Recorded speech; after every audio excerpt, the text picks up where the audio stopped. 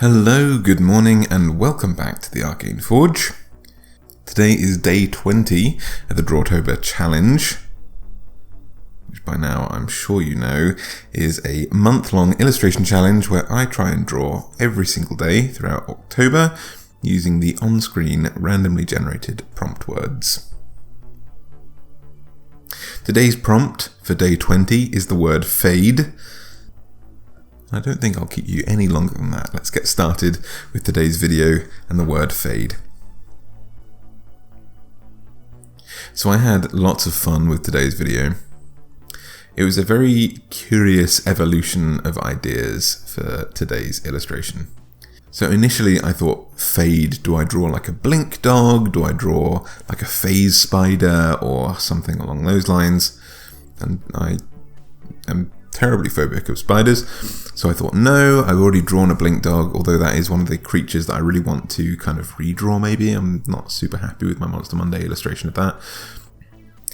One of the other things that kind of crossed my mind was the idea of fading being teleportation. There's a lot of games, a lot of media, I think even in D&D it might be like the kind of shadow step type thing. I can't remember. Either way, there's a lot of language associated with teleportation and the word fade, fading away, fading behind someone, all this kind of stuff.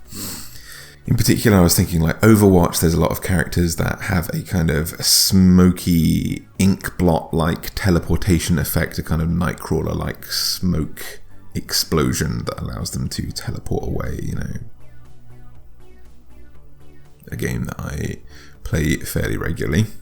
So that association is very vivid in my mind. So I wanted to draw someone teleporting, and I thought a very good way of doing that was to have like this kind of blossom of smoke.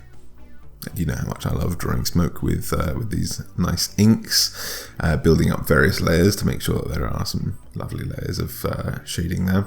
I thought a really good way of doing that is to have a static character in the image for reference of where someone might have been and where they're going to. So I wanted to have this idea of a character turning into smoke, fading away and teleporting and like sort of erupting from this mist, this miasma, reconstructing themselves and appearing behind someone.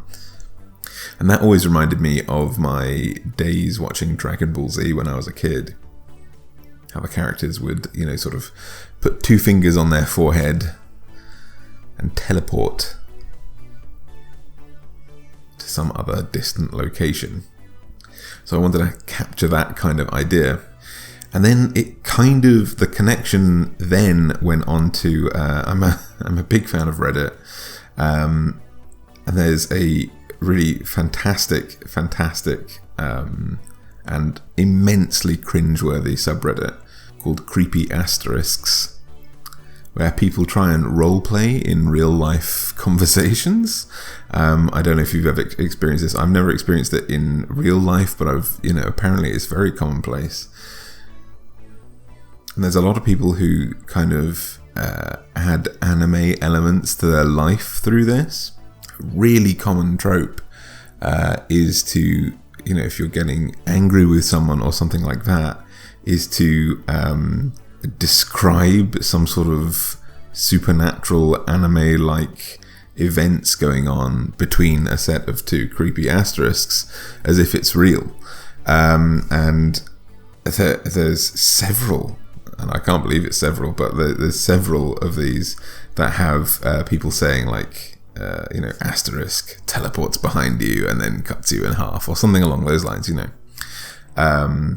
and it's somewhat associated with a particular type of character, a particular type of guy who has lived and breathed anime for a very, very long time and maybe has their own sword collection and things like that.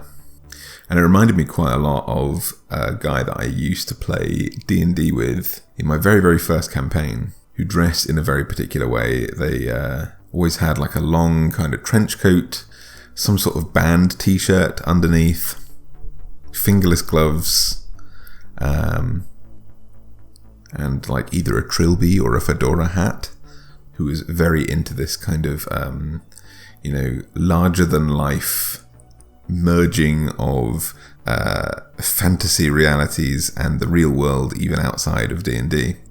So I thought I'd kind of, draw something like this character, something like this guy. They were a bit of a Mary Sue, like their characters always had to be very powerful and kind of got upset if they couldn't bend the rules to how they wanted their character to behave in combat and things like that. So I thought I would kind of draw something like a merging between, this larger-than-life character and these sort of creepy asterisks style, try and embody an entire subreddit into a person. And what emerged from the feeding miasma, I guess, in my brain was this this guy kind of picturing how he wants combat to go. So I had a really powerful lich character here. I had a lot of fun drawing a lich with all of his creepy, wrinkly skin, faded and worn robes. This incredibly powerful boss monster being terrified of this one guy with a sword teleporting behind them. They are at the mercy of this real-life role player. But yeah, so thought a bit of humour today, because there's been some fairly serious illustrations, quite a lot so far, and I thought, why not just have a bit of fun? So, a fading, teleporting person appearing behind a lich and threatening them with a long katana weapon seemed like quite a lot of fun. I'm eager to find out what you guys have come up with for Fade, the prompt Fade today for day 20. I hope you had as much fun with it as I did. This was an absolute hoot. So thank you so much for watching. I hope you have a fantastic rest of your day.